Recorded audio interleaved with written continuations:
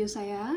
Pada kesempatan kali ini saya akan menyampaikan semua pembahasan dan kesimpulan umum dari praktikum yang sudah saya lakukan pada mata kuliah praktikum IPA di SD. Yang pertama yaitu modul 1 tentang makhluk hidup.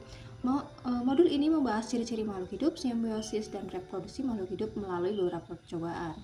Hasil percobaan pertama menunjukkan bahwa makhluk hidup memiliki ciri-ciri dasar seperti bergerak dan merespon rangsang, bernapas, membutuhkan makan, tumbuh dan berkembang, serta berkembang biak. Tumbuhan dan hewan sama-sama menunjukkan ciri-ciri ini, meskipun mekanismenya berbeda. Tumbuhan merespon rangsang dengan pertumbuhan arah tertentu, bernapas melalui stomata atau lenticel, dan membuat makanan sendiri melalui fotosintesis. Hewan bergerak bebas, bernapas dengan organ khusus dan memperoleh makanan dari organisme lain. Percobaan kedua mengamati simbiosis parasitisme. Beberapa contoh ditemukan seperti kutu pada kucing, ulat pada bayam, kutu pada daun terong, benalu pada pohon jengkol, dan ulat pada pohon pisang. Semua contoh menunjukkan bahwa parasitisme menguntungkan parasit tetapi merugikan inangnya, yang dapat mengganggu pertumbuhan, kesehatan, dan produktivitas inang. Selanjutnya yaitu percobaan ketiga yang menyoroti reproduksi pada tumbuhan dengan fokus pada bunga kembang sepatu. Struktur bunga terdiri dari mahkota yang berfungsi untuk menarik serangga penyerbuk, kelopak yang melindungi pucuk, benang sari sebagai alat kelamin jantan, dan putuk sebagai alat kelamin betina atau tempat pembuahan. Ovarium berisi bakal biji yang berkembang menjadi biji setelah pertumbuhan, sedangkan tangkai menyalurkan air dan nutrisi ke seluruh bagian bunga. Secara keseluruhan, pengamatan dari ketiga percobaan menegaskan bahwa semua makhluk hidup memiliki ciri-ciri dasar kehidupan, dapat berinteraksi dengan organisme lain, dan berkembang biak melalui struktur reproduksi khusus. Selanjutnya yaitu modul 2, makhluk hidup dengan lingkungannya, terdiri dari 2 KP. Modul ini membahas hubungan makhluk hidup dengan lingkungannya melalui ekosistem dan dampak pencemaran. Percobaan pertama menunjukkan bahwa ekosistem darat alami memiliki keanekaragaman hayati yang tinggi dan interaksi kompleks antar organisme.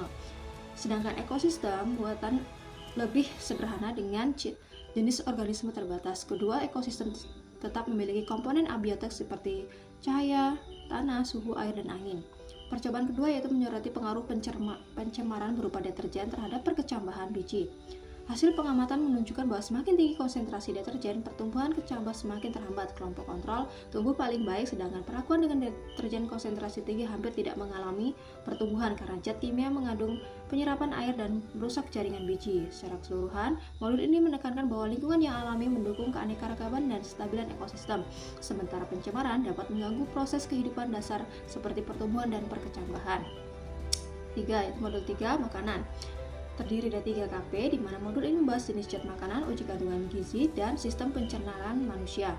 Percobaan ini pengelompokan bahan makanan menunjukkan bahwa makanan mengandung karbohidrat, yaitu beras, kentang, singkong, protein, tempe, tahu, telur, kacang-kacangan, dan lemak ada minyak, margarin, dan santan, sedangkan vitamin ada buah dan sayuran.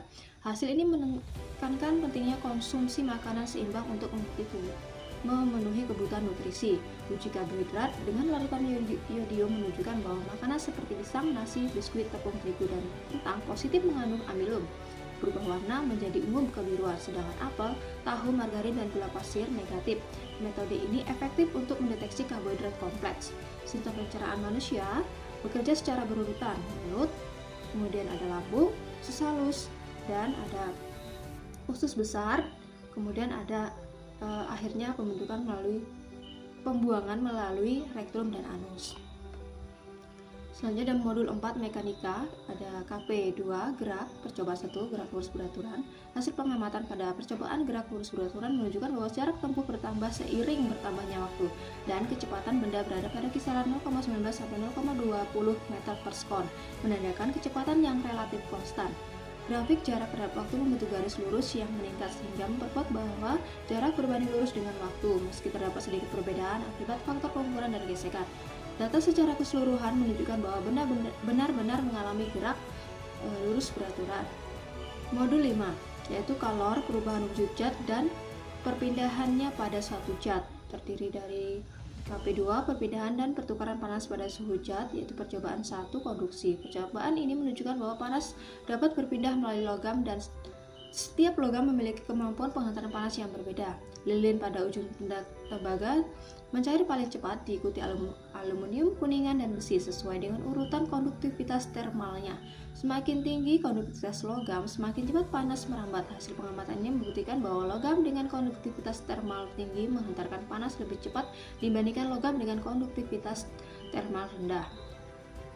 Misalnya gelombang atau modul 6 gelombang.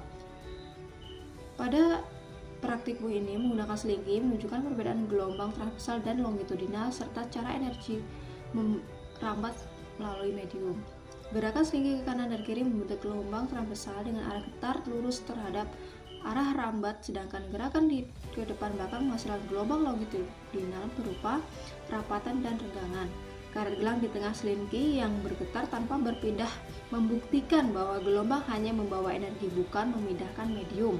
Percobaan juga menunjukkan bahwa elastisitas medium memenuhi atau mempengaruhi kejelasan gelombang. Terlihat dari kabel listrik yang kurang menampilkan pola gelombang. Secara keseluruhan, jenis gelombang ditentukan oleh arah getarnya dan energi merambat tanpa memindahkan partikel medium. Modul 7 optik terdiri dari 2 KP. Modul ini membahas sifat cahaya, cermin, dan lensa. Percobaan menunjukkan bahwa pada cermin datar sudut datang sama dengan sudut pantul, dan bayangan selalu tegak, maya, dan sama besar. Cermin cembung menghasilkan bayangan maya dan tegak dengan ukuran tergantung jarak benda, sedangkan cermin cekung dapat menghasilkan bayangan nyata dan terbalik jika benda di luar fokus, atau bayangan maya dan diperbesar jika benda di dalam fokus. Untuk percobaan lensa cembung dan cekung, bayangan pada lensa cembung bersifat maya dan tegak semakin besar jika benda mendekat, dengan rata-rata fokus kurang lebih 4,53 cm dan kekuatan lensa kurang lebih 22,08 dioptri ya. Cermin cekung bersifat konvergen dengan fokus rata-rata sekitar 2,75 cm, menghasilkan bayangan nyata dan terbalik atau maya yang diperbesar tergantung posisi benda. Percobaan ini menegaskan prinsip dasar pemantulan pembiasan cahaya serta sifat konvergen pada lensa dan cermin. Selanjutnya itu modul 8, listrik dan magnet terdiri dari 2 KP. Modul ini membahas kelistrikan dan kemagnetan. Percobaan kelistrikan menunjukkan bahwa benda netral dapat memperoleh muatan melalui penggosokan, menunjukkan gaya tarik dan tolak antar benda sesuai jenis muatannya. Muatan sejenis saling tolak, sedangkan muatan berbeda saling tarik. Contoh praktis terlihat pada bola pingpong, penggaris plastik, dan rambut sesuai hukum Coulomb dan teori trio elektrik. Percobaan kemagnetan memperlihatkan pola medan magnet menggunakan serbuk besi. Pada magnet batang tunggal, garis medan melengkung dari kutub utara ke kutub selatan dan kerapatan terbesar di kutub. Kedua magnet menunjukkan interaksi kutub-kutub berlawanan saling tarik dengan garis medan rapat, sedangkan kutub sejenis saling tolak. Serbuk besi menegaskan arah dan serbuk medan magnet serta menggambarkan kekuatan melalui kerapatan garis medan. Lalu kesimpulan umum dari semua modul pada mata kuliah praktikum IPA ini yaitu secara keseluruhan rangkaian praktikum IPA dari modul 1 hingga modul 8, karena saya tidak melakukan modul 9. Hal ini karena saya sudah cukup untuk praktikum mandiri, sedangkan pada modul 9 itu adalah praktikum mandiri.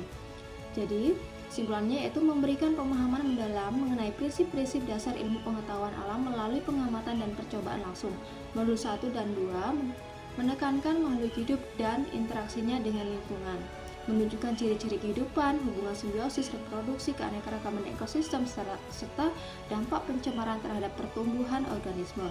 Modul 3 menyoroti pentingnya nutrisi melalui pengelompokan zat makanan, uji kandungan gizi, dan pemahaman sistem pencernaan manusia. Modul 4 hingga 6 membahas konsep fisika dasar, gerak lurus beraturan, perpindahan panas melalui konduksi, serta jenis dan sifat gelombang, menekankan hubungan antara energi, medium, dan pergerakan materi.